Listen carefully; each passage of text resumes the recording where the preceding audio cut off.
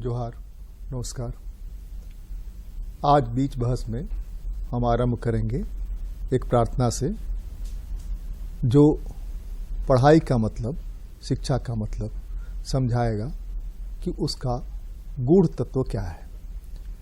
उस प्रार्थना के बाद संविधान के प्रस्तावना का कुछ हिस्सा पढ़ेंगे कि जो आरटीई एक्ट बना, उस बनाने का मकसद क्या था और हमारा संविधान क्या कहता है, क्या जरूरत है आरटीई का। आरटीई अभी किस स्थिति में है, उसमें जो गरीब बच्चों के लिए, कमजोर बच्चों के लिए 25% सीट प्राइवेट स्कूल्स में रिजर्व किए गए थे, उसका पोजीशन क्या है।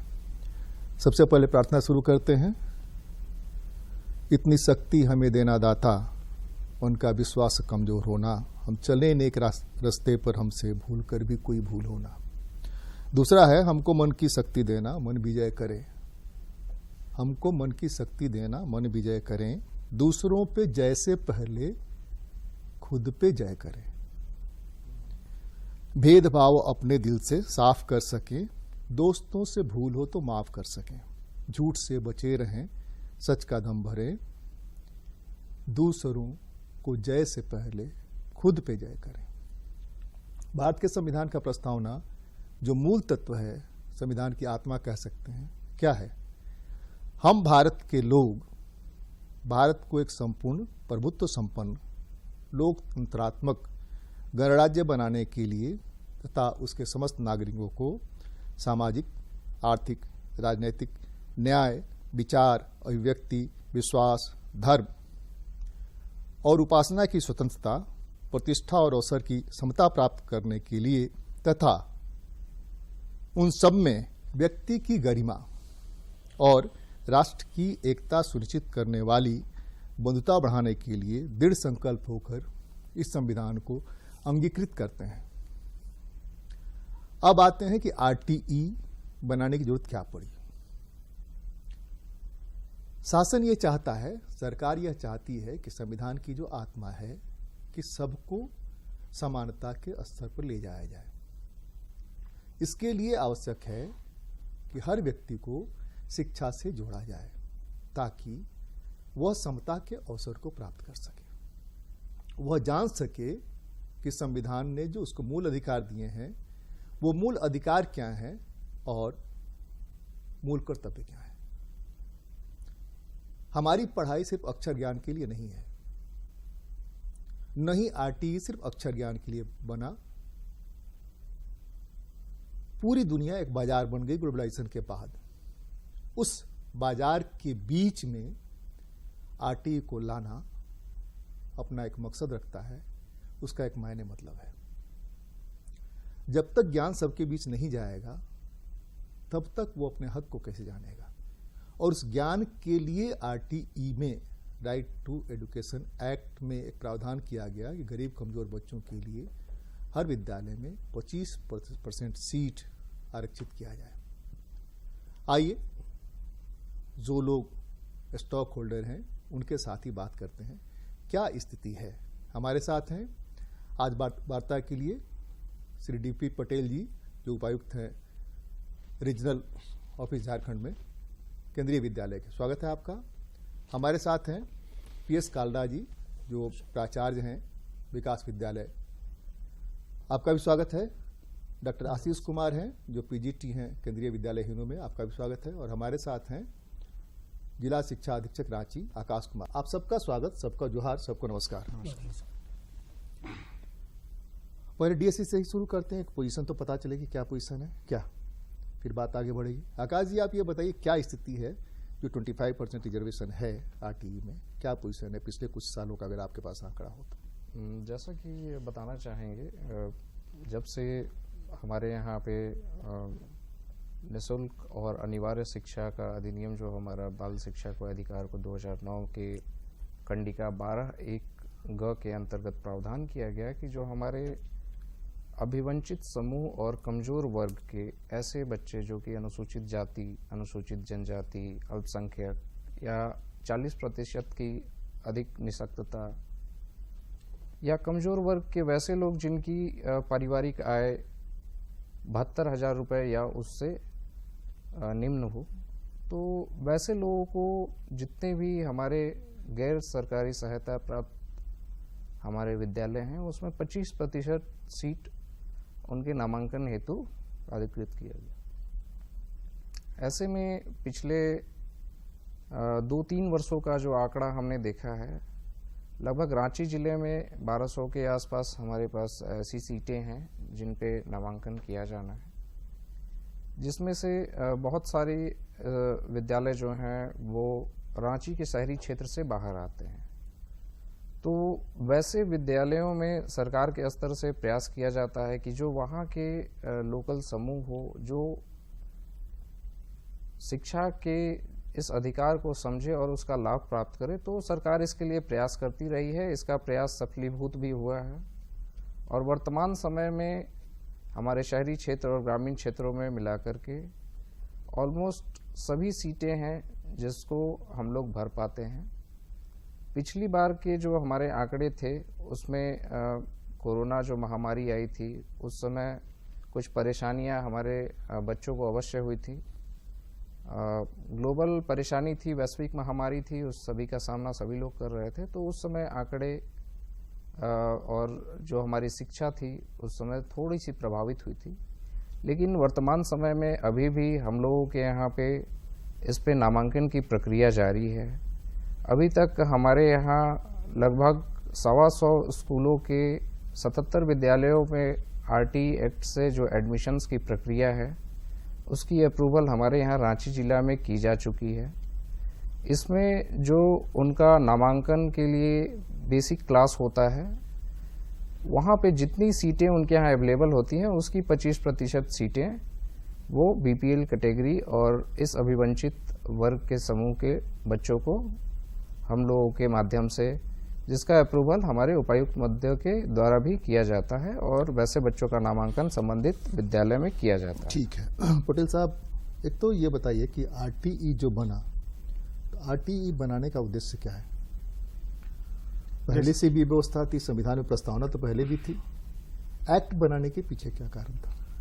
जैसा आपने भूमिका में ही कहा, किसी भी देश या राष्ट्र की जो आत्मा होती है वह मुख्यतया हमने संविधान के प्रस्तावना के माध्यम से उसको परिभाषित किया है जी। और उस राष्ट्र की जो प्रगति है उसमें मुख्य जो कारक हैं उसमें शिक्षा सबसे महत्वपूर्ण कारक है। कहीं ना कहीं भारत जैसे एक बड़े देश में जहां जनसंख्या काफी ज्यादा है, वहां पर जो शिक्षा का प्रतिशत था वह कहीं ना कहीं आंकड़ों पर आधारित था।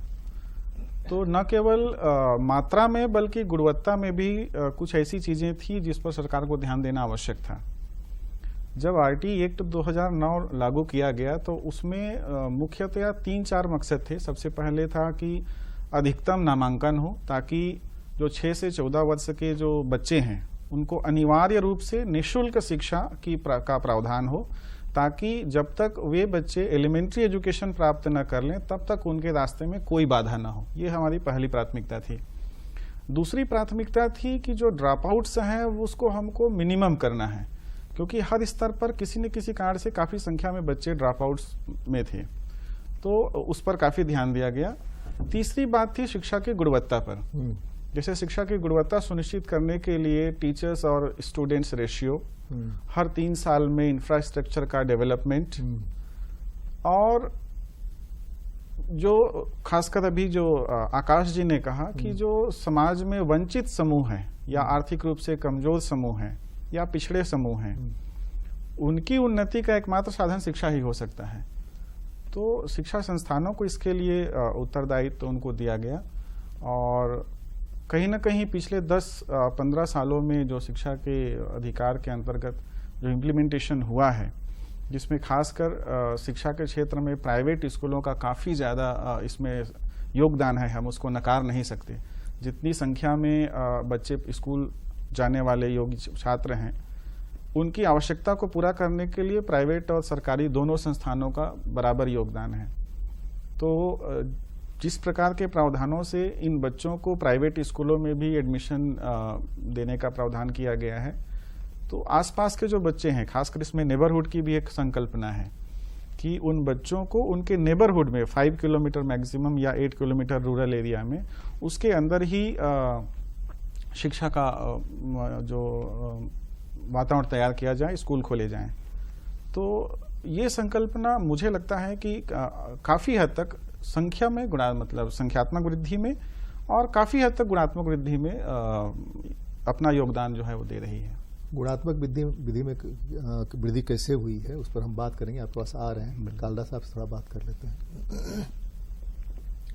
आप अपने स्कूल के साथ, चूंकि आपका एसोसिएशन भी है, दूसरे स्कूल्स का भी पोजीशन थोड़ा बताएं और ये बताएं कि गुणवत्तापूर्ण शिक्षा प्राप्त करने के लिए जो बच्चे जाते हैं उन बच्चों को प्रिपेयर कैसे कराते हैं आप, इसलिए कि जहां से जाते हैं वहां कुछ नहीं होता है लगभग। इसमें सबसे इम्पॉर्टेंट जो फैक्टर है जी कि बच्चे जो है इकोनॉमिकली वीकर सेक्शन से आते हैं और मेरा ये मानना है कि इसमें ज्ञान प्राप्त करने के बारे में अगर हम सोचें तो वो किसी तरह से बच्चे कमजोर नहीं होते। ठीक, हम ये कहें कि एक बच्चा जो एक फ्लैट में या एक बंगलो में रहता है उसका ब्रेन जो है इकोनॉमिकली वीकर सेक्शन में से आने वाले बच्चे से ज्यादा होता है, ऐसा कुछ नहीं है। भगवान ने सभी को एक जैसा ब्रेन दिया है, सभी बच्चे जो हैं सक्षम हैं शिक्षा ग्रहण करने में। हाँ, कुछ समस्याएं आती हैं क्योंकि वो बच्चा अपने आप को कंपेयर करने लगता है उन बच्चों के साथ जिनके पास कंपैरेटिवली ज्यादा सुविधाएं होती हैं। अगर उसमें स्कूल थोड़ी सी काउंसलिंग बच्चे के माता पिता की और दूसरे बच्चों की भी करे, हम सिर्फ यहाँ इकोनॉमिकली वीकर सेक्शन की बात ना करें, दूसरे बच्चों की भी करें जो हमारे पास यूजुअली आते हैं, तो वो एक तालमेल बिठाना जो है कंपैरेटिवली आसान हो जाता है। बच्चे किसी में भी कोई अंतर नहीं होता। बहुत अंतर अगर आपको देखने में मिलेगा तो यूनिफॉर्म में थोड़ा बहुत अंतर मिलेगा कि एक बच्चा जो है रोज अच्छे डिटर्जेंट से धुला हुआ कपड़ा पहन के आता है और दूसरा हो सकता है वो उसको अच्छे से इस्त्री करके ना पहन के आ रहा हो। लेकिन धीरे धीरे जिन पेरेंट्स को या जिन बच्चों को ये सुविधाएं मिल पा रही हैं वो कोशिश करते हैं कि उनका बच्चा भी उसी तरह से स्कूल में जाए जैसे कि बाकी बच्चे जाते हैं। तो इसमें मुझे नहीं लगता कि कोई इसमें बहुत एक बड़ा बहुत गंभीर सवाल है। गंभीर सवाल ये है कि कुछ चीजें जो स्कूल के एक्सपेंडिचर हैं वो तो शासन मेंटेन करता है, शासन अपना पैसा देता है, गवर्नमेंट की तरफ से जाता है, आपको बाद में भरपाई होती है उसकी 25% की। मुझे अगर इसमें आप बताइएगा, वो बात बताइएगा। जी। और दूसरा उसके साथ जुड़ा हुआ है कि स्कूल और घर दोनों में अंतर है। जी, घर तो आना ही है उसको लौट करके, वहां बिल्कुल हॉस्टल तो रह नहीं रहा है, तो वहां जो उसको पढ़ाई की सुविधा है और आपके यहाँ जो होमवर्क देते हैं उस होमवर्क को वापस ले जाके करने का, गार्जियंस की क्या शिकायतें होती हैं, ये सारी कुछ महत्वपूर्ण है चीजों को डील करने की। सर इसमें जो सबसे इम्पोर्टेंट फैक्टर जो आता है कि हम जानते हैं कि इस बच्चे को घर पर शायद वो सपोर्ट कभी भी नहीं मिल पाएगी क्योंकि ये फर्स्ट जनरेशन लर्नर्स होते हैं और इनके पास वो सुविधाएं नहीं हैं। तो वो व्यवस्थाएं हम स्कूल, प्राइवेट स्कूल खास तौर पर स्कूल में ही करते हैं कि उन बच्चों को, क्योंकि हम यहाँ प्राइमरी एजुकेशन की बात कर रहे हैं जहाँ बहुत ज्यादा आपको होमवर्क की आवश्यकता नहीं होती है और जो आज का हमारा सिस्टम है या एनईपी की हम बात करें तो उस सिस्टम में होमवर्क तो ऑलरेडी जो है बैगलेस स्कूल की बात चल रही है या चल रही है, अभी चल रही है और अभी तो कम जो बोझ लेके जाते हैं बच्चे 5वीं 4थी मैं उसी पर आ रहा हूँ कि कम किताबें, कम बोझ वाले बस्ता या बैग बच्चा लेकर स्कूल में आए, इसी के ऊपर जो है काम काफी सालों से किया जा रहा है। सीबीएसई, एनसीईआरटी ने काफी इसके ऊपर काम किया है, रिसर्च की है और स्कूलों को गाइडलाइंस दी है उसमें। लेकिन ये कहाँ तक इम्प्लीमेंट हुई है ये एक बहुत बड़ा क्वेश्चन मार्क है। नहीं, हम जो जानना चाह रहे थे कि जो बच्चे आपके यहाँ आए एडमिशन लिए उन बच्चों में क्वालिटेटिव क्या फर्क पड़ा और वो कितना मेकअप कर पाए उन बच्चों के साथ जो बच्चे आपके यहाँ पढ़ रहे हैं। सर शुरू में थोड़ी सी परेशानी आती है लेकिन धीरे धीरे वो बच्चे जो है सब कुछ नॉर्मल बाकी बच्चों की तरह से करना शुरू कर देते हैं। बड़ी क्लासों में हो सकता है उनको कुछ परेशानी आती हो, लेकिन छोटी क्लासेस में, प्राइमरी क्लासेस में उनको जो बेसिक शिक्षा की हम बात कर रहे हैं उसमें किसी तरह की परेशानी हमें नहीं महसूस हुई। ये आशीष कुमार जी, आप तो +2 के बच्चों को हैंडल करते होंगे, कभी कभी इंटरेक्शन होता है क्या इन बच्चों से जो बच्चे आते हैं बहुत कमज़ोर वर्ग से? आप सेंट्रल स्कूल में हैं तो सेंट्रल स्कूल में मैक्सिमम तो सेंट्रल ये क्या नाम है एम्प्लॉइज़ जो हैं उनके बच्चे आते हैं, बहुत कम बच्चे जो है बाहर के होते हैं, लेकिन फिर भी जो 25% रिजर्वेशन है उसमें जो बच्चे जा रहे हैं, कभी इंटरेक्ट किए हैं क्या आप उनके साथ? जैसा कि मैं केंद्रीय विद्यालय में शिक्षक हूँ, शिक्षक के साथ साथ मैं पिछले 5 वर्षों से एडमिशन के कार्य कर रहा हूँ। तो एडमिशन के कार्य में हमारे विद्यालय में 25% सीट जो है ऐसे बच्चों के लिए आरक्षित है, जिसमें SC, ST, OBC, NCL, EWS और BPL के बच्चे होते हैं। तो जब मैं एडमिशन करता हूं तो उनसे मेरा बहुत अच्छा इंटरेक्शन होता है, उनके पेरेंट्स से इंटरेक्शन होता है, और वो बच्चे जब हम विद्यालय में हमारे पढ़ते हैं, हमारा केंद्रीय विद्यालय संगठन ऐसे बच्चों को बहुत ही इंक्लूसिव माहौल देता है। किसी भी बच्चे को या किसी भी शिक्षक को ये पता भी नहीं होता है कि कौन सा बच्चा RT का बच्चा है और कौन सा बच्चा अलग बच्चा है, चाहे वो कैसे भी बच्चे हो, चाहे वो CWSN बच्चे हो, चाहे वो BPL के बच्चे हो, चाहे वो और भी तरह के इकोनॉमिकली वीकर सेक्शन के बच्चे हो, किसी में कोई अंतर नहीं होता है। हमारा विद्यालय, हमारा पाठ्यक्रम ऐसे बच्चों को बहुत अच्छे से समायोजित करता है। नहीं, ये आप कहने के लिए कह रहे कि इंटरेक्ट किया आप उन बिल्कुल बच्चों से? इंटरेक्ट करते हैं सर, क्योंकि जो बच्चे, सारे बच्चे से मेरा इंटरेक्शन होता है एडमिशन में। और एडमिशन के बाद से जब बच्चे 8 से 9 से 10th में आते हैं, मैं छठा क्लास 6, 7, 8 को भी पढ़ाता हूँ, तो जब मैं इंटरेक्ट करता हूँ मुझको इस चीज की इल्म भी नहीं होती है कि ये बच्चा RT का बच्चा है। वो बच्चे इतने घुल मिल चुके होते हैं हमारे संस्था में कि किसी बच्चों को बस हम लोग का जब इनरोलमेंट पोजीशन भेजना होता है हमारे मुख्यालय में, तब हम लोग को पता होता है कि ये बच्चा RT है। न तो उसके क्वालिटी में, ना उसके कहीं से भी कोई भी डिस्क्रिमिनेशन नहीं है। नो डिस्क्रिमिनेशन पॉलिसी हम लोग एडॉप्ट वो तो है ही, वो आप करेंगे। हमारे साथ RT झारखंड फोरम के, राइट टू एजुकेशन फोरम के संयोजक जुड़ गए हैं, AK सिंह जी, स्वागत है आपका। एक तो ये बताइए पोजीशन क्या है अभी RT में, जो आप लोगों के पास आंकड़े हैं, क्या पोजीशन है 25% रिजर्व सीट के लिए? अभी तक तो 1 अप्रैल 2010 से ये कानून चल रहा है, कानून लागू है पूरे देश में, लेकिन बहुत कोशिश हम लोगों ने किया, बहुत सारे प्राइवेट स्कूल के साथ बात भी की, एक मीटिंग भी हमने करवाया प्राइवेट स्कूल के, कभी लगभग बहुत सारे स्कूल के प्रिंसिपल आए थे उसमें JEPC के साथ में, और ये कोशिश की गई कि 25% का जो आरक्षण है वो लोगों को मिले। उस मीटिंग में जो बातें निकल कर के आई, एक कोई जो एडमिशन होता है और जिसका पेमेंट करना है गवर्नमेंट को, वो कालदा साहब की जिम्मे कालदा साहब करेंगे, उसको DSC है वो बताएंगे। आप बताइए जी। वो टाइमली नहीं हो पाता है, एक बड़ा इशू निकल करके आया। दूसरा है कि इसको हम RT फोरम ने इसको एक मिस्ड अपॉर्चुनिटी के रूप में देखा है। एक बहुत बड़ा अपॉर्चुनिटी था कि यदि ठीक से इसको हम लोग ऑर्गेनाइज किए रहते, मोबिलाइज किए रहते, तो जितने टोटल नंबर है प्राइवेट विद्यालय में बच्चे पढ़ रहे हैं उसका 25% एक बहुत बड़ा आंकड़ा होता है। तो ऐसा होने से एक बहुत बड़ा माहौल बना चुके होते हैं हम लोग, लेकिन इसको हम कंसिडर करते हैं एक मिस्ड अपॉर्चुनिटी, जो हम लोग इसका अवेल नहीं कर पाए। क्यों नहीं कर पाए? एक तो पेमेंट बताया आपने। हाँ, एक पेमेंट है, और प्राइवेट स्कूल्स के जो प्रिंसिपल हैं उनसे जो हम लोगों की बात होती है, बहुत बार बोलना, ऑफिशियली फोरम में तो लोग बोलते हैं अच्छी अच्छी बातें, लेकिन वहां बोलना था कि ये जो बच्चे हैं, जैसे DPS में सभी बड़े बड़े लोगों के बच्चे पढ़ते हैं, वहां पे यदि स्लम कोई बच्चा आता है तो कितना कोप अप कर पाएगा, नहीं कर पाएगा।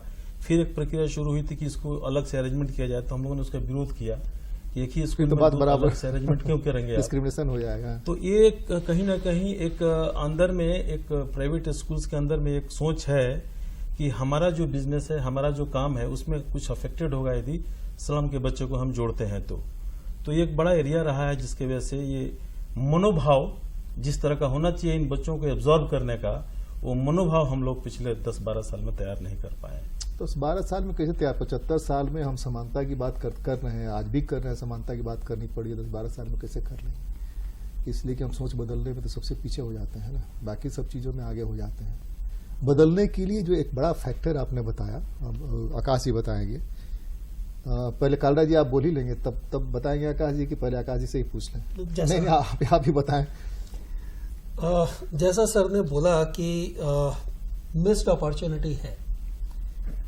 पहली चीज तो ये कि ठीक है, प्राइवेट स्कूलों ने ये जिम्मेदारी ली है क्योंकि उनको ये जिम्मेदारी दी गई है, लेकिन जो भी फीस उसकी तय की गई है वो भी समय से नहीं मिल पाती है, और मुझे लगता है कई सालों से नहीं मिल पाई है। तो कब तक सरकार अपना बोझ, जो सरकार के कर्तव्य थे, वो प्राइवेट ऑर्गेनाइजेशंस के ऊपर डालती रहेगी? थोड़ा सा हम आपको एक चीज इस पे कहना चाहेंगे, फिर आकाश जी की तरफ जाएंगे। आप प्राइवेट स्कूल हैं, इसका मतलब यह नहीं है कि आपकी कोई सामाजिक जिम्मेदारी नहीं बनती है। इसलिए भी जिम्मेदारी बनती है कि सरकार ने जो आपको जमीन मुहैया की है, बाकी सुविधाएं दी है, वो बहुत आसान ये पर रेट पर दिया है, जो संभव नहीं था कि आप दूसरी जगह ले लेते।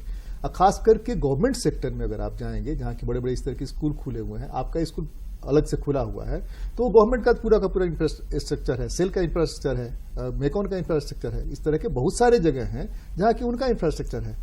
तो यह जिम्मेदारी आप मान लेते हैं, सारी सुविधाएं लगभग उनकी दी हुई है, तब भी बिल्डिंग रेंट लेते हैं, तब भी बिल्डिंग रेंट लेते हैं। आप लेते हैं अलग बात है, लेकिन वहां मेकॉन ने बना के दिया, सेल ने बना के दिया, या इस तरह सीसीएल ने बना करके दिया, उसकी जमीन पर है, आप एक पैसा वो लेता नहीं है आपसे, तो आप जिम्मेदारी से कैसे मुक्त हो सकते हैं? सर सभी स्कूल तो सेल ने नहीं बनाए।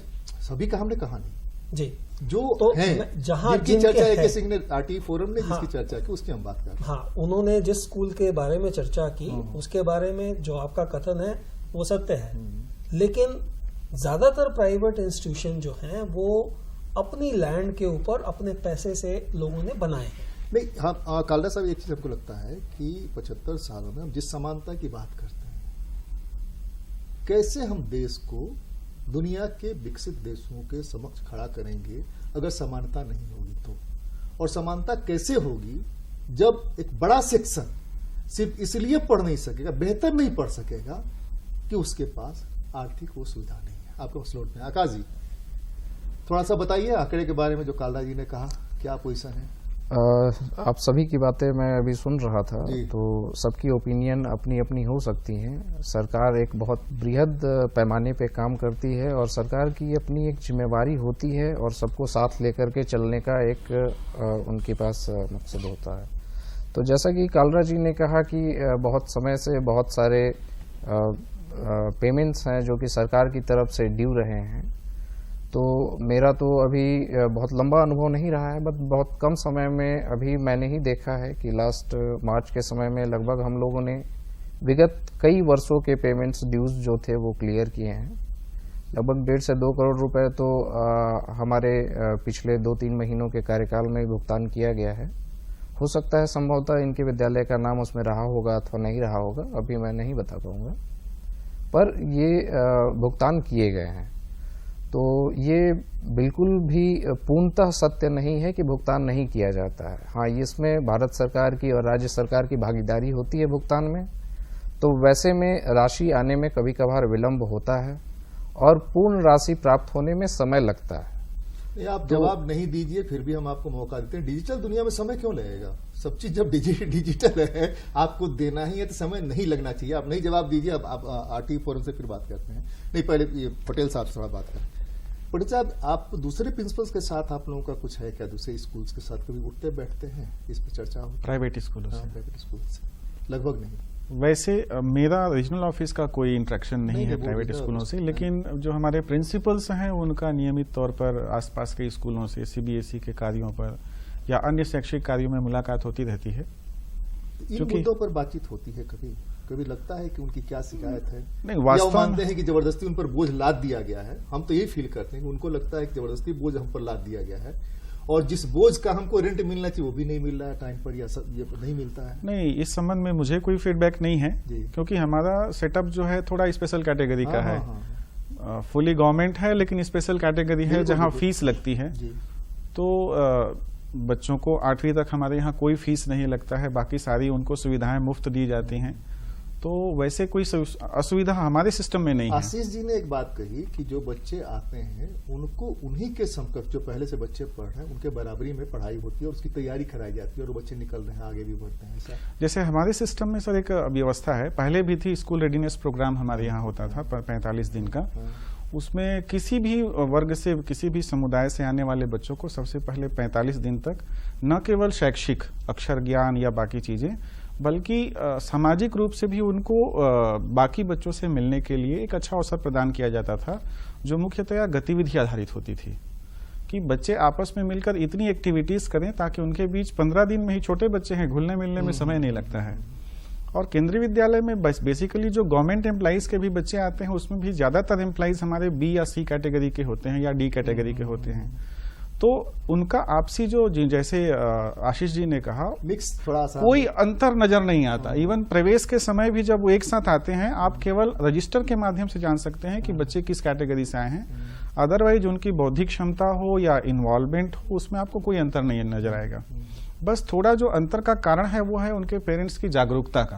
नहीं, यहाँ जो बच्चे आप जाते हैं बड़े क्लासेस में, यही बच्चे पढ़ करके जब आते हैं बड़े क्लासेस में जाते हैं, तो उनको होमवर्क करना है, उनकी तैयारी करानी है गार्जियंस को, या जो आप गार्जियंस की मीटिंग करते हैं, उस मीटिंग में जो उनके अपने भाव हैं, जो अपनी शिकायतें हैं, या आपकी शिकायत है कि बच्चा को आप देखते नहीं है, ये नहीं है, वो नहीं है, तो वो दोनों में क्या है?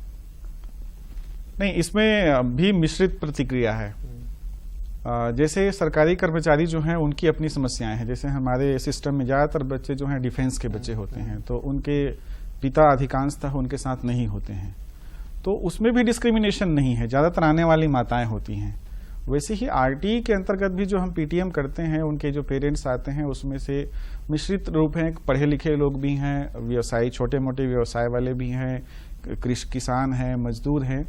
लेकिन हमने एक ललक देखी है उनके अंदर, जितना मतलब कंसर्न उनको एजुकेशन से और अपने बच्चों से होता है, मुझे लगता है वो काफ़ी ज़्यादा होता है। और आरटीई के लिए फिलहाल जो आप केंद्रीय विद्यालयों में एडमिशन के समय एक माहौल देखिएगा, सबसे ज़्यादा होड़ जो होती है वो आरटीई के एडमिशन के लिए होती है। तो उसमें पूर्णतया लॉटरी के माध्यम से सिलेक्शन होता है। बच्चे और उनके पेरेंट्स दोनों का सहयोग हमें बिल्कुल बराबर मिलता है, कोई अंतर नहीं है किसी भी मामले पे। इवन उच्चतर स्तर पर आने पर आपको लगेगा कि बहुत सारे ऐसे बच्चे हमारे टॉपर्स में से हैं या अचीवर्स हैं, खासकर स्पोर्ट्स में या कल्चरल एक्टिविटी में, वो डेफिनेटली उन ग्रुप्स से हैं।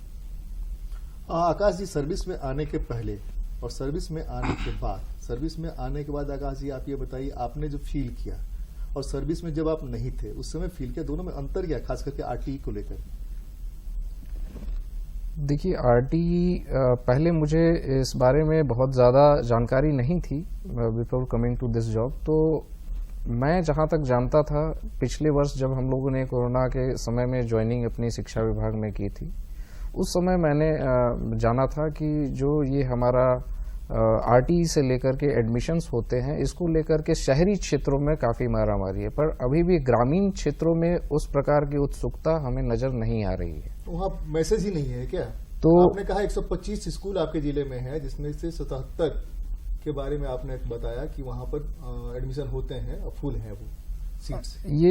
ये 77 विद्यालय हैं जिसकी अभी हम लोगों ने प्रिलिमिनरी फेज में उनके एडमिशन्स के अप्रूवल्स उनको सैंक्शन कर दिया है, उनको पत्र निर्गत किया है, जिसमें उनको जानकारी दी गई है कि उनके यहाँ जो भी आरटीई से एडमिशन्स होने हैं, जो भी उनके विद्यालय से 1 किलोमीटर की परिधि या 3 किलोमीटर की परिधि या 6 किलोमीटर की परिधि में अभिवंचित समूह या कमजोर वर्ग के बच्चे आते हैं, उनका नामांकन सुनिश्चित करते हुए आप कार्यालय को सूचित करें, ताकि उनके प्रॉपर हम लोग आरटीई के जो हम लोगों ने एडवर्टीजमेंट दिया है उसमें उनके एडमिशन्स इंश्योर करा पाए।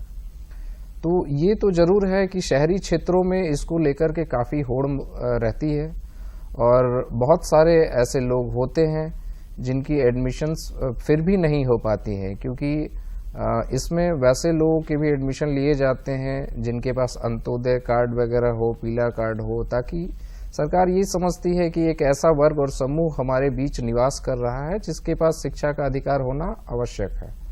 पर अभी भी सरकार के स्तर पे सभी बच्चे, चूंकि उतनी सीटें नहीं हैं, हमारे पास बच्चों की संख्या बहुत ज़्यादा है, तो सरकार के स्तर से भी बहुत सारे प्रयास किए जा रहे हैं।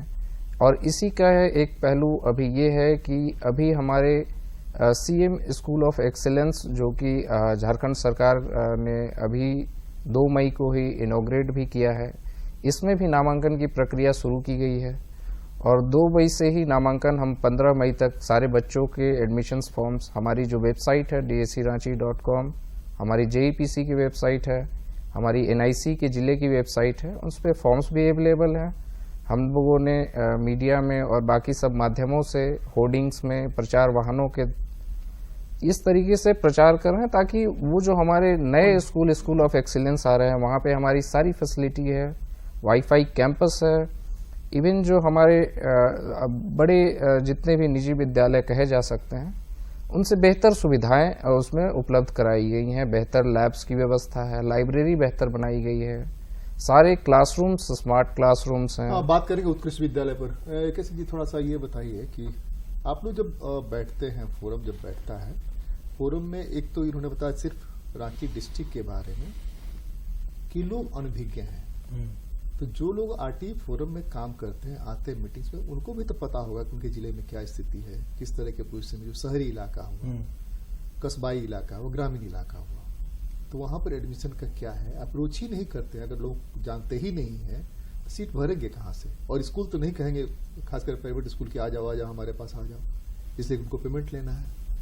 जी, इसमें जैसे जब पहले एक दौरान 2013-14 में एक कैंपेन चलाए थे हम लोग, जब आराधना मैडम सेक्रेटरी थी यहाँ पर, उनके साथ मिल करके सभी NGOs को उन्होंने इन्वॉल्व किया था। तो हम लोगों ने कोशिश किया था कि लोगों का एडमिशन हो, लेकिन बाय एंड लार्ज पेरेंट्स को प्राइवेट स्कूल्स के द्वारा डिस्करेज किया गया।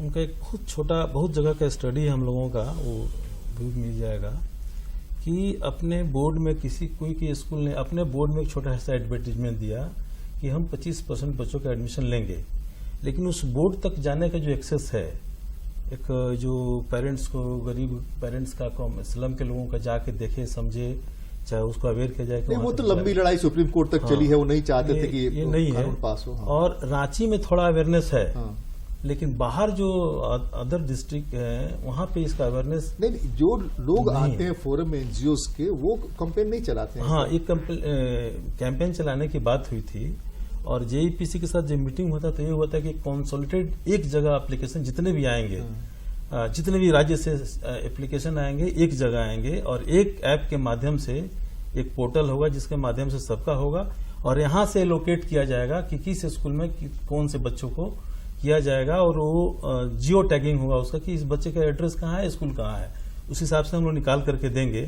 तो एक बहुत अच्छे महत्वाकांक्षी योजना था, और इसको हम लोगों ने सोचा था कि ये मेटेरियलाइज होगा तो बहुत आसान हो जाएगा लोगों का, और हम लोग कम्युनिटी को मोबिलाइज कर देंगे, और इस तरह से इतना आसान तरीके से स्टेट यदि एलोकेट कर दे बच्चों को, तो प्राइवेट स्कूल्स हैं उनके पास भी बहुत सारा नहीं रहेगा बोलने का कि हमारे पास शिक्षक पेरेंट्स नहीं आते हैं, या हमारे पास सीट नहीं है, या हमारा भर गया सीट, या रॉन्ग फिगर ऑफ सीट का इमेजिनिंग करना, तो ये सारा चीज खत्म हो जाएगा। तो ये तय किए थे हम लोग JEPC के साथ मिलकर के, RT फोरम ने ही तय किया था, उसके बहुत सारे फीडबैक भी हम लोग दिए थे कि क्या क्या करने से ये ऐप प्रॉपर काम कर पाएगा। और उसमें प्राइवेट स्कूल्स के लोग भी थे, कहीं के एडमिनिस्ट्रेटिव ऑफिसर थे, कहीं के प्रिंसिपल थे, कहीं के चेयरमैन आए थे, और सबसे सहमति बनी थी कि हाँ, ये ऐसा करने से हम लोग को भी सुविधा हो जाएगा, क्योंकि हम लोग जाके स्लम में घूम घूम के बच्चों का एडमिशन नहीं कर सकते। तो कोई मोबिलाइज कर दे, ऐप के माध्यम से हम लोग के पास नाम चला है, और फिर हम लोग उसको करें, तो इसके पास सबके पास रिकॉर्ड रहेगा, तो स्टेट को भी पेमेंट करने में सुविधा होगा, और हम लोगों को बार बार वहां पर बिल इनवॉइस जनरेट नहीं करना पड़ेगा कि हमारे कितने बच्चे हैं, क्या है। लेकिन ये अनफॉर्चुनेटली ये सारा चीज मेटेरियलाइज नहीं हो पाया, और जो गति होना चाहिए, जैसे हमने बोला कि मिस्ड अपॉर्चुनिटी ही बन के रह गया है। हाँ, एक तो क्योंकि ग्रामीण इलाकों के नहीं हैं लोग, उस पर फिर भी चर्चा करनी चाहिए। भाषा एक समस्या है कि लोगों के बीच मैसेज कन्वे करने का। हम जितनी बार यहाँ बैठते हैं अलग अलग प्रोग्राम्स में, तो वहाँ ये कहते हैं कि हम बोलते बहुत हैं, और मोबाइल में तो सब लोग बोल ही रहा है, 24 घंटे बोल ही रहा है, सुनता कितना है, और सुनता है तो गुनता कितना है। सब जगह बोर्ड लिखे हुए हैं, पढ़ता कितना है और पढ़ता है समझता कितना है। ये एक समस्या यहाँ रही है झारखंड में भाषा को लेकर के। कई स्कूल्स में हम गए ऐसे ही देखने के लिए, समझने के लिए। वो लड़का जानता है हमारी भाषा में जो हम बोल रहे हैं कॉमन लैंग्वेज हिंदी में, जवाब दे सकता है, लेकिन देता नहीं। हमारे कम्युनिकेशन में कहाँ क्या समस्या है, तो ये हम जानना चाहते। इस मामले में आपके स्कूल्स में जो बच्चे आते हैं, उसमें भी लैंग्वेज प्रॉब्लम इस तरह का होता है क्या? उसकी वजह से जो मारामारी हुई, उस मारामारी में खास करके ट्राइबल समूह की बड़ी संख्या में बच्चों ने लैंग्वेज छोड़ दिया और वो सीधे हिंदी बात करते हैं, सदरी सादी बात करते हैं, अनेकपुरिया में बात करते हैं, जो एक खतरनाक पोजीशन है। आप थोड़ा बताइए, अब पहले सेंट्रल स्कूल से पूछ लेते हैं, क्या स्थिति है आपके यहाँ? भाषागत कोई समस्या होती है क्या कि बच्चों को जहाँ मिलता है कि आपके यहाँ तो कुछ क्षेत्रों में हो सकती है, खासकर जो केंद्रीय विद्यालय दूर दराज में अवस्थित हैं और वहाँ ग्रामीण बच्चों की संख्या ज्यादा है, तो उनके घरों में आपके तो ज्यादातर स्कूल जो है इंडस्ट्रियल एरिया में स्थापित है या माइनिंग एरिया नहीं, में कुछ ऐसे स्कूल हैं जो शहर से 10, 12, 15 किलोमीटर या 20 किलोमीटर की दूरी पर अवस्थित हैं। अच्छा। उसमें काफी अच्छी संख्या, मैं समझता हूँ 50% से ज्यादा संख्या जो है वो ग्रामीण बच्चों की है। अच्छा। जैसे हमारा लोहरदगा है, गुमला है या लातेहार है, इनमें भी काफी अच्छी संख्या में ग्रामीण बच्चे हैं। तो आपने जो बात की वो बिल्कुल सही है। खासकर यदि हम अंग्रेजी भाषा की बात करें तो ऐसे बच्चों की संख्या काफी ज्यादा है जिनके घरों में मैं क्या समझता हूँ 80-90% से भी ज्यादा हो सकता है, जहां अंग्रेजी बोली क्या पढ़ी भी नहीं जाती है, बोलने की तो बहुत दूर की बात है। रही बात हिंदी की, तो काफी ऐसे बच्चे हैं जिनके घरों में हिंदी भी नहीं बोली जाती, लोकल डायलेक्ट्स जो हैं, बोलियां जो हैं वो बोली जाती हैं। लेकिन शुरुआती स्टेज में जब एडमिशन होता है उस समय वो बच्चे थोड़े से पीछे नजर आते हैं। आपने जो कहा इंटरेक्शन के माध्यम से, हाँ, इंट्रैक्शन में वो दिखाई देता है, लेकिन लेटर स्टेजेस में जैसे हमने बात की, जैसे पिछले 2021 से अभी FLN पर काफी काम चल रहा है NEP 2020 के अकॉर्डिंग। तो FLN के आने के बाद हमारा जो मेन थ्रस्ट है वो 2 ही चीजों पर है, जो न्यूमरेसी है, गणितीय ज्ञान है, और लिटरेसी है, जो भाषा संबंधी ज्ञान है। उसपे रीडिंग, लिसनिंग और स्पीकिंग, बेसिकली राइटिंग तो है ही, जनरली हमारे स्कूली सिस्टम में राइटिंग तो नंबर 1 पे है, लेकिन लिसनिंग और स्पीकिंग पर भी जोर है। जो रूब्रिक्स बने हुए हैं लेवल 1, लेवल 2, लेवल 3 और लेवल 4, वो चारों चीजों के लिए बनी हुई है, राइटिंग के लिए भी, स्पीकिंग के लिए भी, रीडिंग के लिए भी। और हम हर 3 महीने में उसकी जांच कर रहे हैं कि स्टूडेंट जब प्रवेश किया था उसको हमने एंट्री स्टेज नाम दिया है, then mid level, then exit stage, year end assessment. तो हर 3 महीने में हम उन बच्चों की उसको गणितीय रूप में कन्वर्ट कर रहे हैं कि कितने बच्चे किस लेवल पर थे। और पिछले 2 साल के बाद हम आज एक बहुत अच्छी स्थिति में हैं। आंकड़ों से स्पष्ट होता है कि पूरे कक्षाओं का जो भाषाई ज्ञान था उसका औसत क्या था किसी विद्यालय का। जैसे मान लीजिए कि किसी विद्यालय का 1.5 था 4 में, अभी हम देख रहे हैं कि वो 3.7 है या 3.3 है। इसका अर्थ है कि उनमें भाषाई क्षमता का विकास विभिन्न एक्टिविटीज के माध्यम से पिछले 2 सालों में हुआ है।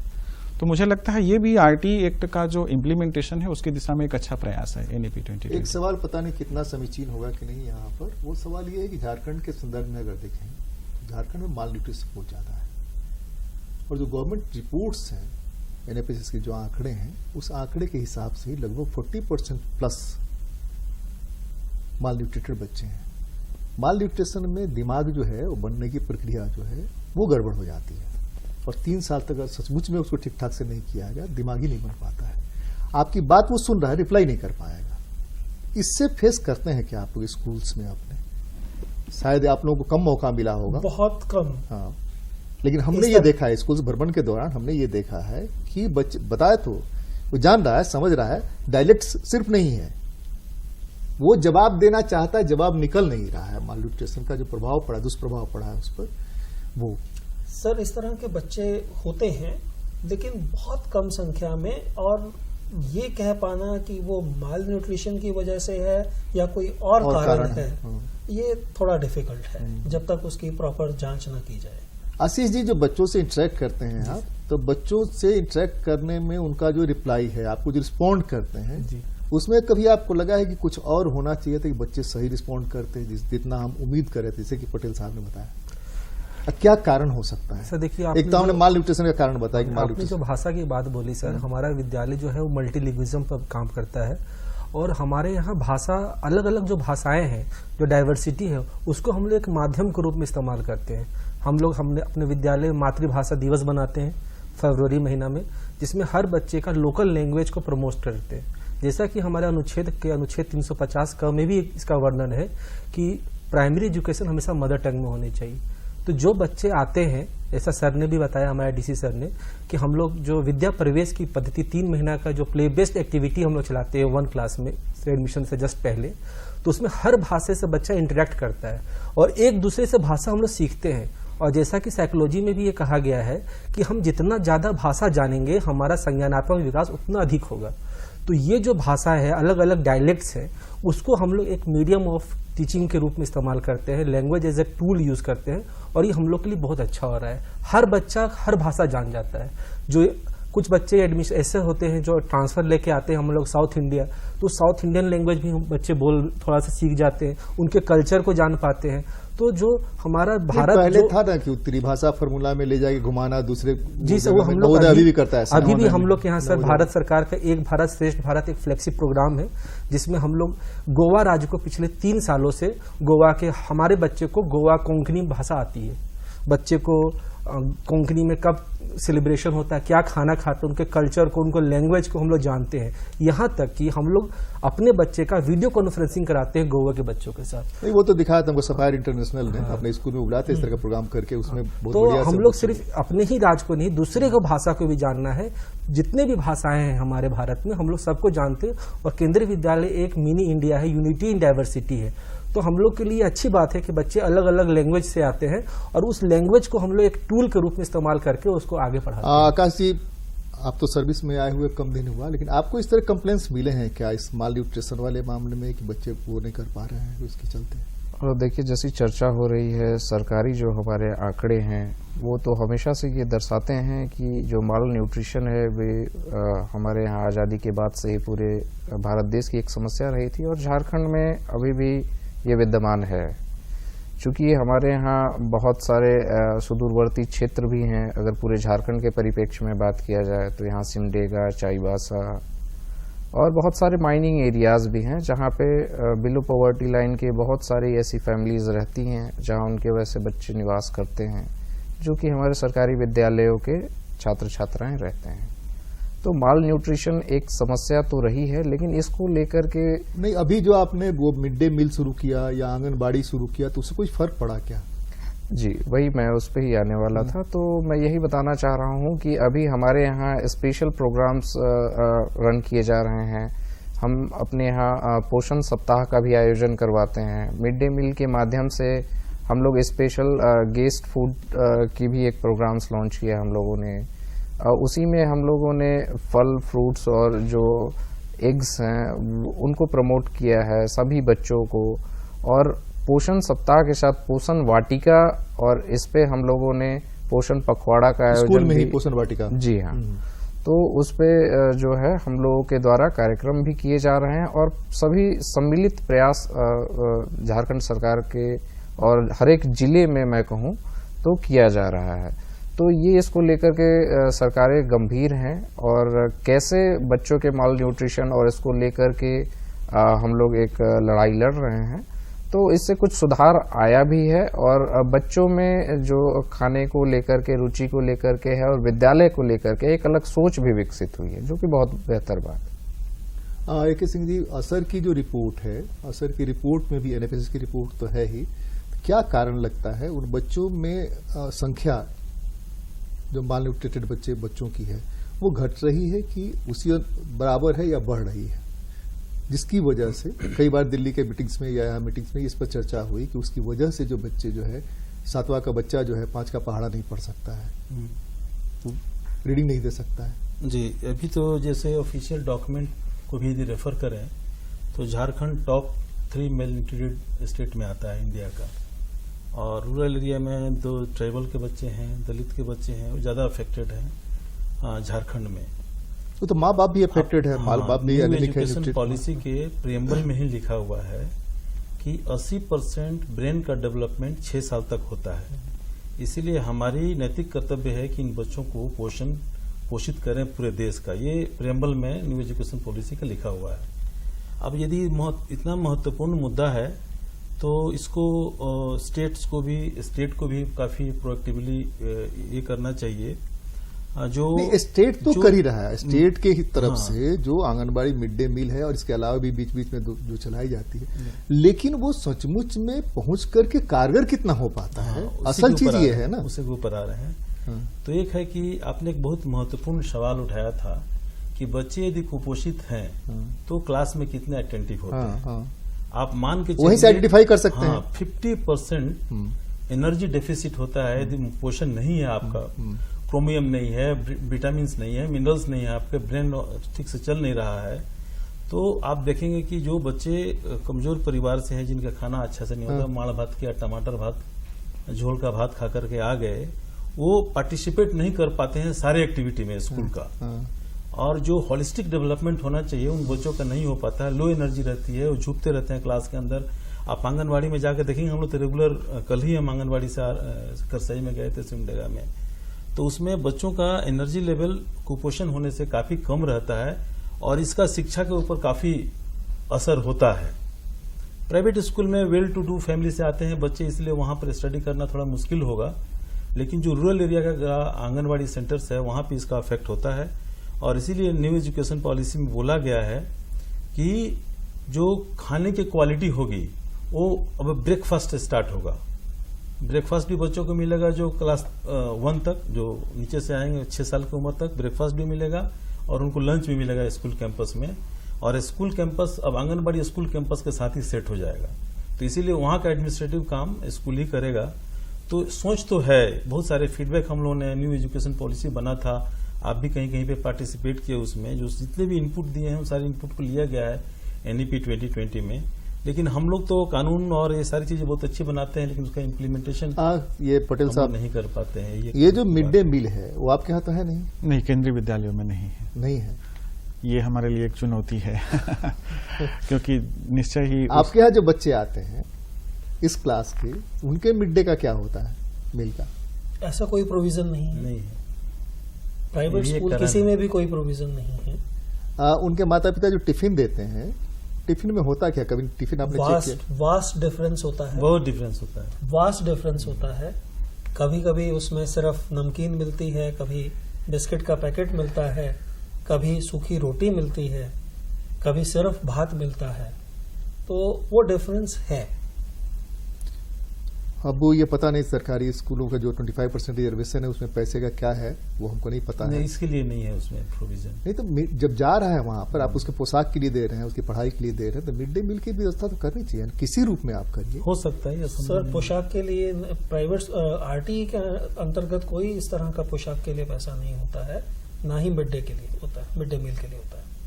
सिर्फ फीस का कुछ हाँ, पार्ट गवर्नमेंट इसके लिए- रियम्बर्स होता है, 400 कुछ रुपए शायद मैंने है। गार्जियन को पोशाक देना है, सब गार्जियन को ही बेयर करना है। सिर्फ ये जो सिर्फ एजुकेशन जो है वो स्कूल को बेयर करना है, किताबें। किताबें भी गार्जियन को बेयर करना है। लेकिन आप लोग अब नया शुरू कर रहे हैं, लाइब्रेरी अपना बना करके कुछ वो कर सर, वो सब जगह संभव नहीं है, क्योंकि किताबें चेंज भी हो जाती हैं और 1 साल पढ़ने के बाद किताबें उस कंडीशन में नहीं रहती कि बच्चा वैसे ही लगेगा कि भेदभाव हो रहा है उसके जी, साथ। तो वो प्रैक्टिकली पॉसिबल नहीं है। जो किताबें अच्छी होती हैं उनको दे पाते सिर्फ हैं ठीक उतनों ठाक। को ही दे पाते हैं, और इंसिडेंटली पेरेंट वो किताब लेना भी नहीं चाहता है। वो कोशिश करता है कि खुद से खरीद के दे दे, लेकिन लेना नहीं चाहता है वो पुरानी यूज की हुई किताबों को। खुद से खरीदने में तो फिर उसको कर्ज लेना पड़ेगा, फिर महाजन के पास फंसेगा, इसलिए किताबों की कीमत इतनी किताब ज्यादा भी बहुत है। है। सरकारी जो विद्यालय की किताब है उसका रेट बहुत कम है, लेकिन जो प्राइवेट विद्यालय में चलते हैं उनकी पेपर की क्वालिटी बहुत ही अच्छी होती है, इसलिए उसका कॉस्ट बहुत ज्यादा होता है। चलिए डीएससी साहब, आप क्या एक्सपेक्ट कर रहे हैं? यहाँ जो लोग बैठे हुए हैं उन लोगों से क्या एक्सपेक्ट कर रहे हैं, और आप क्या आगे बढ़ के करने वाले हैं गवर्नमेंट की जो स्कीम्स है, खास करके 25% रिजर्वेशन और उन बच्चों के कुपोषण दूर करने में?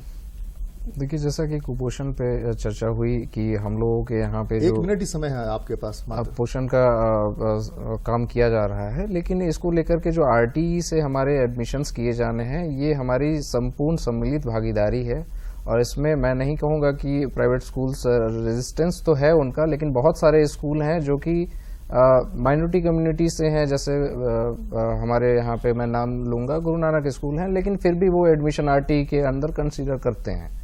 तो ये सबकी अपनी अपनी भागीदारी होती है, जो अपने बढ़ चढ़ के भागीदारी सुनिश्चित करते हैं, तो हम लोग सहस्त्र स्वीकार करते हैं और हमारी तरफ से जितना भी प्रयास बन पड़ता है हम लोगों की तरफ से हर संभव सहायता का भी आश्वासन सरकार की तरफ से समय समय पे दिया जाता है। तो अभी जो प्रयास है वो सरकार का धीरे धीरे सफलीभूत होता हुआ नजर आ रहा है। थोड़ा सा वक्त लगेगा, मैं जरूर जानता हूं कि वक्त लगेगा, लेकिन हम सब सफल होंगे। आमीन। बताइए आरटीई फोरम। हाँ, इसके लिए जरूरी है कि हम सब मिलकर प्रयास करें, क्योंकि एक ऐसे कम्युनिटी की बात कर रहे हैं जिनके ना मीडिया के ऊपर उनका एक्सेस है, ना स्कूल के ऊपर एक्सेस है, ना संसाधनों के ऊपर एक्सेस है। तो यदि रांची से हैं डीएसी साहब, तो यहाँ के एनजीओज को लेकर के एक बैठक करें हम लोग, और स्कूल टारगेटेड कुछ मॉडल, मान लीजिए सभी स्कूलों में एक्सेस नहीं हो सकता है, 10 स्कूल को हम आइडेंटिफाई करें और उसके इर्द गिर्द के कुछ बच्चों को हम लोग एडमिशन कराएं, तो एक बहुत बड़ा मॉडल काम हो सकता है और पूरे देश में सराहा जाएगा, कहीं पर भी ठीक से किया। ओके पटेल साहब, क्या हो सकता है कि जिन बच्चों का हक है उनको हक मिले? मुख्यतया जागरूकता जो है वो आवश्यक है, खासकर पेरेंट्स में, और विभिन्न मुद्दों पे समय समय पे बैठक हो। आपके इस आज की चर्चा से मुझे कम से कम एक टास्क मिल गया है, क्योंकि केंद्रीय विद्यालयों में बाकी चीज़ों पर तो हम ध्यान दे रहे हैं, लेकिन पोषण एक जैसे महत्वपूर्ण फैक्टर है, तो उस पर भी अब हम अगले पीटीएम्स में इन चीज़ों पर ध्यान देंगे।